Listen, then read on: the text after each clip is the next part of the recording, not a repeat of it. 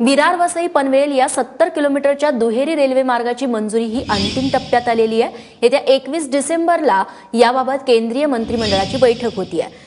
या बैठकीत सकारात्मक निर्णय होऊन पंतप्रधान आपल्या 24 डिसेंबरच्या मुंबई दौऱ्यात या नव्या मार्गाची घोषणा करण्याची शक्यता आहे। माधवी देसाई आमच्या प्रतिनिधी आपल्याला अधिक माहिती देतील। माधवी, काय तपशील आहे तुझ्याकडे? रेश्मा, मुंबईतील उपनगरीय रेल्वेचा विकास करण्याच्या हेतूने केंद्रीय मंत्रिमंडळाने MUTP 3 या योजनेला मंजुरी दिल्यानंतर आता नवीन म्हणजे हा जो एक नवीन रेल्वे मार्ग विकसित केला जातोय विरार वसई पनवेल याच्या 70 किलोमीटरच्या दुहेरी रेल्वे मार्गाच्या प्रकल्पाला जी मंजुरी मिळणार आहे ती अंतिम टप्प्यात आलेली आहे आणि मोदी याची लवकरच घोषणा करण्याची शक्यता आहे।